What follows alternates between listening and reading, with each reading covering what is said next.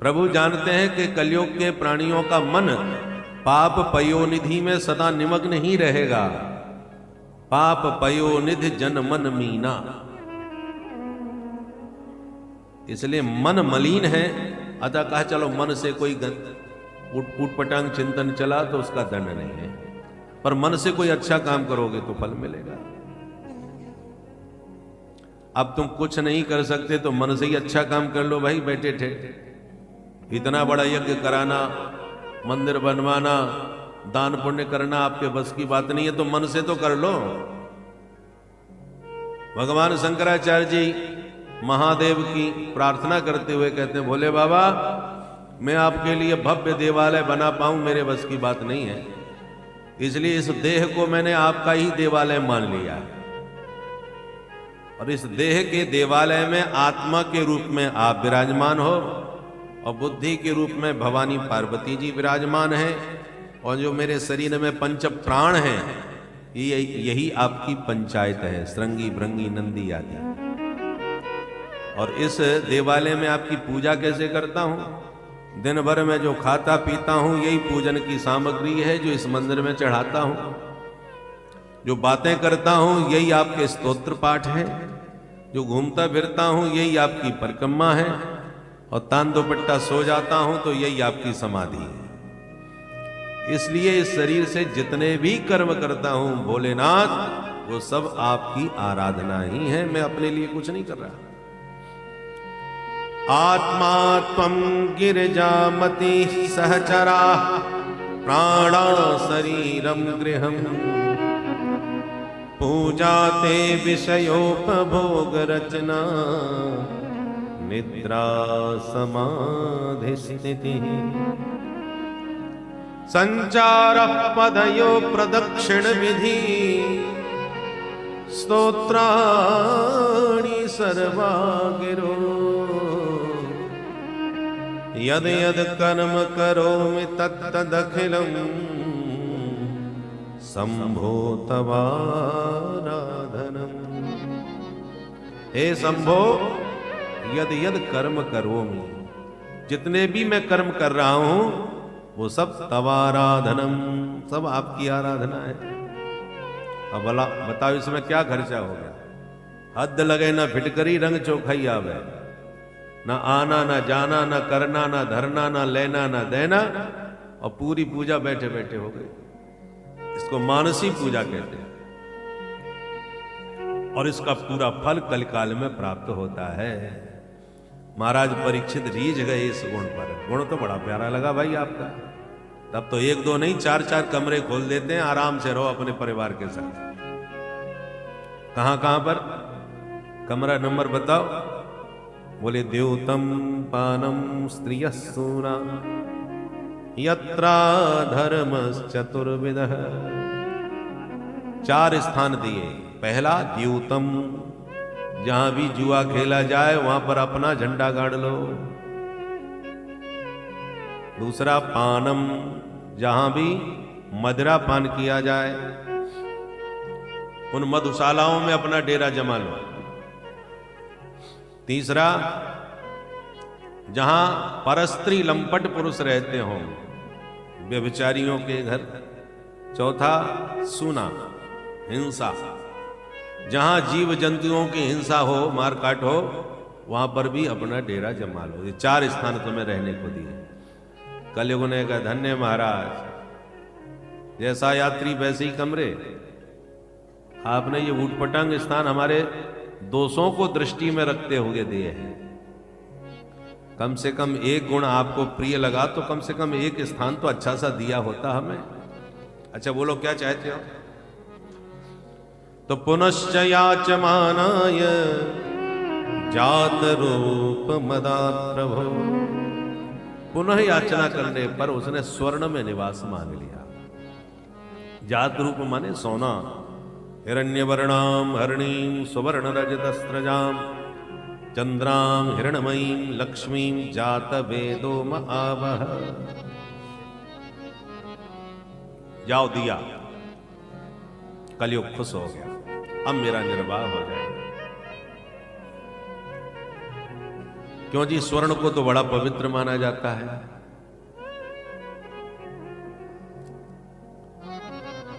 माताएं भी बिना सोने के नहीं रह सकती। मांगलिक कार्यों में तो स्वर्णाभूषण धारण करना एकदम ही पक्का होता है। मंगल सूत्र भी सोने का। अरे माताओं की छोड़ो, साधु संत भी उसके बिना आजकल सुशोभित नहीं होते। बोलो राधे राधे।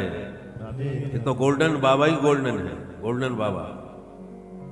कितना किलो सोना ऊपर से नीचे तक पहनते हैं। तो स्वर्ण की तो बड़ी महिमा है भाई। और फिर महिमा ही नहीं है, एक भगवान स्वयं एकादश स्कंद में कहते हैं धातु नाम अस्मि कांचनम, धातुओं में कंचन मेरा स्वरूप है। तो जब ठाकुर जी कह रहे हैं हमारा स्वरूप है और उसको मांगलिक रूप में स्वीकार भी किया जाता है समाज संसार में। पुराने जमाने में कोई बच्चा किसी को स्पर्श का स्पर्श करके आ जाए तो माता कहती है अब क्या करें, सर्दी पड़ रही है, अब नहाना तो ठीक नहीं, तो सोने का स्पर्श करके जल छिड़क देती हैं। सोने का पानी छिड़क दिया, अब ठीक हो गया, चलो शुद्ध हो गया। कर्मकांडी ब्राह्मण लोग भी पूजा पाठ के समय कहते हैं पवित्री धारणम कुर्यात, कोसाकी पवित्री बना के पहनी जाती है। और पवित्री ना हो, कोसाई ना हो, तब बोले ठीक है तो स्वर्ण मुद्रिका धारण कर लो, पवित्री का काम चल जाएगा। इसका मतलब स्वर्ण इतना पवित्र है कि वो पवित्री का काम कर देता है। तो एक तरफ इतना पवित्र और भगवान का स्वरूप, और दूसरे तरफ कहते हैं कलयुग का निवास। तो क्या माने? बोले देखो भाई, जो बेईमानी का, धोखाधड़ी का कमाया हुआ सोना है उसमें तो कलयुग का ही वास रहेगा, वो उपद्रव कराए बिना नहीं रहेगा। और जो ईमानदारी से, मेहनत से, परिश्रम पूर्वक कमाया हुआ स्वर्ण है उसमें साक्षात ठाकुर जी का ही वास है, वो तो लक्ष्मी का ही स्वरूप है। हिरण्यवर्णाम हरिणी, साक्षात हिरण्यवर्णा लक्ष्मी है। और लक्ष्मी जी तो भगवान की प्राण प्रिया अर्धांगिनी है। बोलो राधे राधे। लक्ष्मी निंदनीय भी है और वंदनीय भी है। लक्ष्मी को नारायण की शक्ति मान करके उनको मां के तरह पूजना, ये लक्ष्मी जी की वंदना है, शोभा है। और लक्ष्मी जी को अपनी भोग्या समझ करके उपभोग की दृष्टि रखना, उसको भोग्या समझना, तो लक्ष्मी आएगी जरूर, परंतु उल्लूक वाहिनी बन के आएगी। उल्लू पर बैठ करके जब लक्ष्मी आती है तो जिसके घर आती है उसी को उल्लू बनाती है। उल्लू का काम क्या है? दिन में सोना और रात में जगना, प्रकाश से बचना, अंधकार से प्रेम करना, ये उल्लू का लक्षण। उल्लू को वाहिनी लक्ष्मी आएगी तो जिनके घर ज्यादा लक्ष्मी उल्लू की सवारी पर आती है तो उसका भी यही हाल होता है। रात में जागरण, दिन में सोना, अंधकार से प्रेम। इसलिए लक्ष्मी जी को नारायण की शक्ति मान करके उनका आदर करना चाहिए। महाराज परीक्षित ने गौ माता को प्रणाम किया और अभयदान देते हुए अपने महलों में चले गए। पर एक दिन महाराज परीक्षित स्वयं स्वर्ण मंडित मुकुट धारण करके मृगया खेलने के लिए वन की ओर चल दिए। शिकार खेलते खेलते थोड़ा दिग्भ्रमित हो गए, रास्ता भटक गए। तो दिन भर के भूखे प्यासे महाराज परीक्षित समीक आश्रम में पहुंचे। समीक मुनि का आश्रम, महात्मा तो समाधि लगाए बैठे थे कुटिया में, और राजा बार बार आवाज लगाए जा रहे थे, महाराज जी, अरे भाई आश्रम में कोई है? बहुत बार पुकारने पर भी कोई प्रत्युत्तर नहीं मिला। तो परीक्षित को लगा शायद कोई है नहीं, तो भीतर घुस करके झोंपड़ी में तनिक झांक करके देखा तो महात्मा लगा समाधि बैठे थे। ध्यानावस्थित तद्गतेन मनसा, ध्यानमग्न महात्मा को देख करके राजा को लगा मृषा समाधि आहोस्वित, ये झूठ मूठ की समाधि का नाटक है। मैं इतनी जोर से चिल्ला रहा था, इनको सुनाई नहीं पड़ा। संभवतः ऐसा लगता है कि मेरे स्वागत से बचने के लिए समाधि का नाटक करके महात्मा बैठे। असली है कि नकली कैसे पता चले? ये तो परीक्षित है ना, तो हर बात में परीक्षा जरूर लेते हैं। तो मरा हुआ सांप दिखाई पड़ गया तो धनुष से उठाया और महात्मा के गले में लपेट दिया। समाधि सच्ची थी, इसलिए यथावत महात्मा तो बैठे रहे और राजा वहां से अपने महलों में चले गए। यह दृश्य एक बालक ने देख लिया। वो भागता हुआ गया और समीक महाराज का पुत्र जो कौशिकी नदी के तट पर क्रीड़ा कर रहा था उसके पास पहुंचे। भैया बहुत अनर्थ हो गया। क्या हुआ? बोले आपके पूज्य पिता का बहुत अपमान हुआ है। सम्राट परीक्षित आए और समाधि अवस्था में महाराज श्री के गले में मरा सांप डाल के चले गए।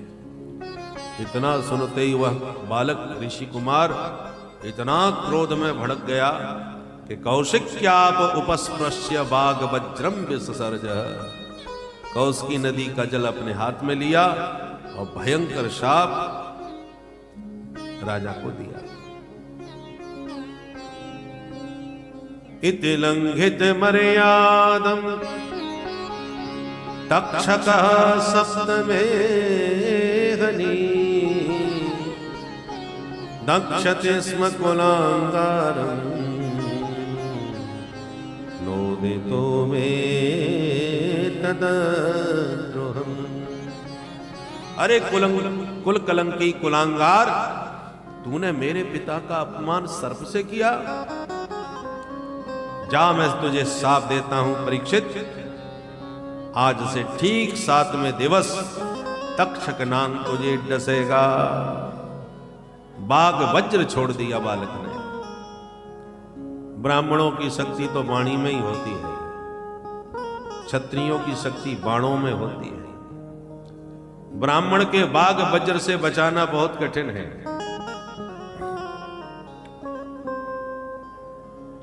शाप दिया और दौड़ता हुआ आया। पिता के गले में मृत सर्प देख के बड़ी जोर जोर से रोया। मुक्त कंठो रोरोधः, उच्च स्वर से रोया तो महात्मा की समाधि खुल गई। गले का सांप उतार के फेंक दिया, बच्चे को गोद में लिया। बेटा ऐसा क्या हो गया, तुम ऐसे क्यों रो रहे हो? तो पूरी कहानी सुना दी। जैसे ही सुना कि मेरे पुत्र ने 7वें दिन मरने का शाप ही परीक्षित को दे दिया, अत्यंत दुखी हो गए। बेटा तूने घोर अनर्थ कर दिया। अब इस देश को ऐसा सदाचार संपन्न सात्विक सद्धर्म परायण राजा कभी नहीं मिलने वाला। बेटा अब तो जितने राजा मिलेंगे सब धर्म निरपेक्ष ही ज्यादा होंगे। धर्मात्मा राजा का दर्शन देश को दुर्लभ हो जाएगा।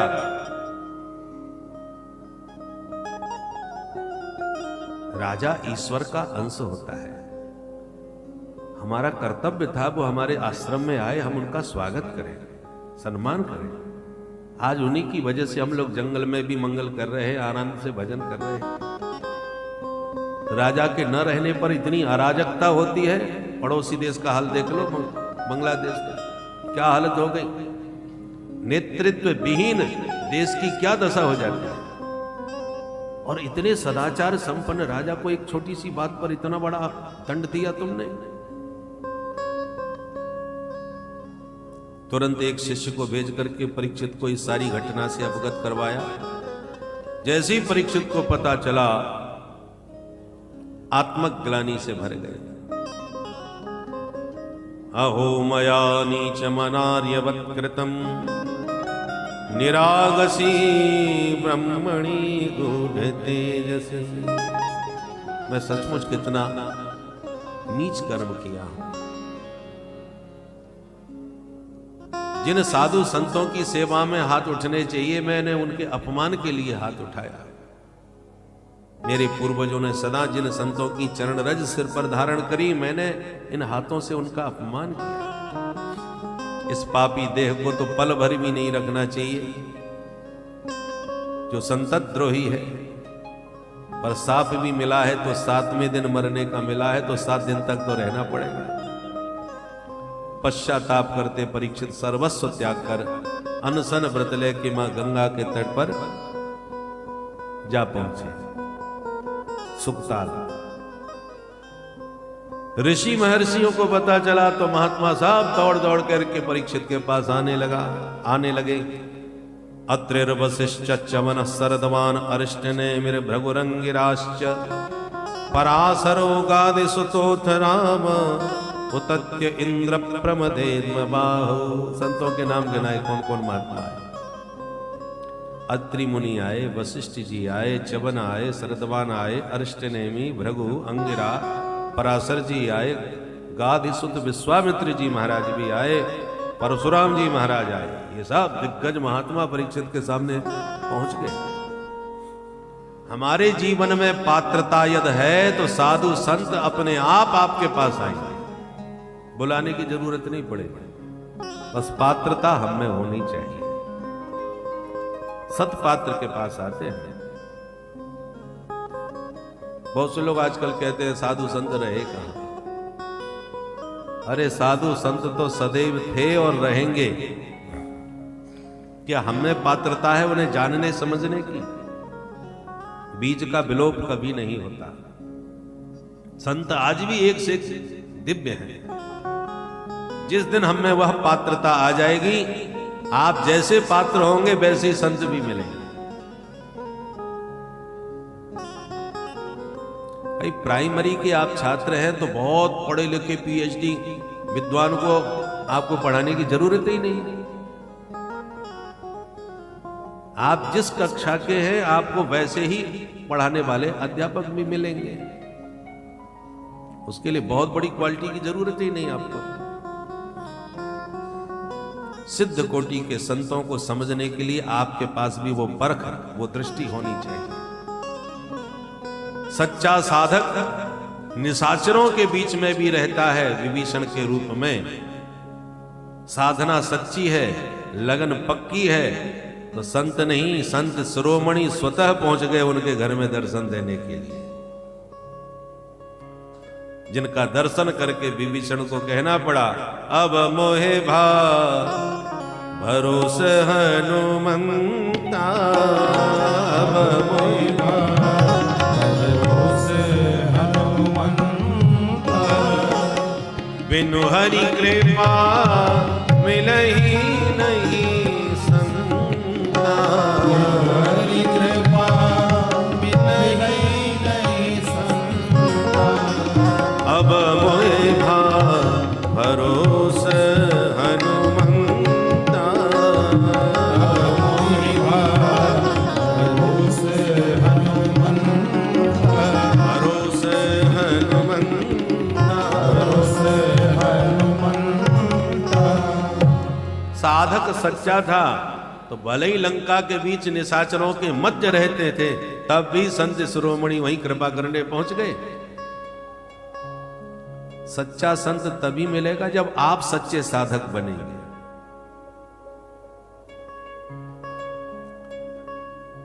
इसलिए परीक्षित सच्चे साधक हैं। संतों में उनकी सच्ची लगन है। परंपरा से प्राप्त उन्हें ये संस्कार मिले हैं। नहीं, राजा थे, वो भी चक्रवर्ती सम्राट थे, चाहते तो महाराज कुछ भी आदेश दे सकते थे। इन ब्राह्मणों ने मुझे शाप दिया, अब हम देखते हैं। कोई भी आदेश सुना देते, महाराज सम्राट कुछ भी कर सकते। सरकार के विरुद्ध क्या किसकी हिम्मत है जो आवाज उठाए? एक महात्मा जी ने आवाज उठाई सरकार के विरुद्ध। परिणाम क्या हुआ? स्त्रियों के कपड़े पहन करके भागना प्राण बचाने के लिए। बोलो राधे राधे। कुछ भी कर सकते हैं भाई सरकार में। तो परंतु परीक्षित ने ऐसा कुछ नहीं किया कि मुझे साफ क्यों दिया, कि ऐसा क्यों किया, कुछ नहीं। बल्कि अपने में दोष निकालते हुए, आत्मग्लानि से पश्चाताप करते हुए परीक्षित ने सीधे गंगा के तट पर जाके आसन जमाया। इसलिए बड़े बड़े सिद्ध संत स्वतः चल करके उनके पास आ गए। परीक्षित ने सबका यथा योग्य पूजन किया, सबको स्थान दिया और कहा, महाराज हम जैसे म्रियमाण मनुष्यों का क्या कर्तव्य है, कृपा करके बताएं। ये प्रश्न पूछा ही था कि इतने में संत शिरोमणि साक्षात व्यासनंदन भगवान सुखदेव जी प्रकट हो गए। बोलो सुखदेव भगवान की तत्राभवत् भगवान व्यासपुत्रो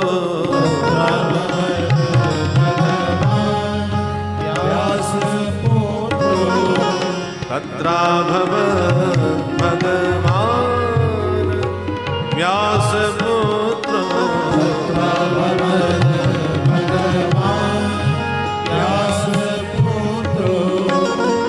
यदृच्छयागा मठमानो नपेक्षा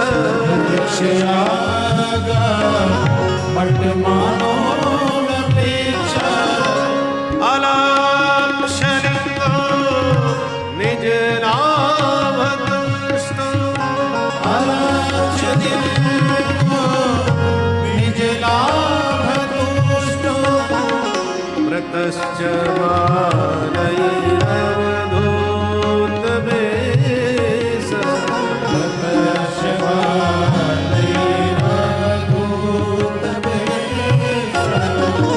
तत्राभवत् भगवान व्यासपुत्रो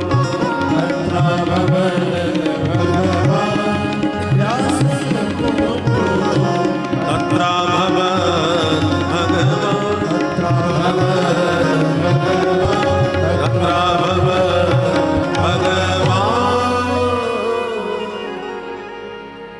तत्र भगवान व्यासपुत्र अभवत्। मानो आज भगवान ही व्यासपुत्र के रूप में प्रकट होकर के पधारे हों।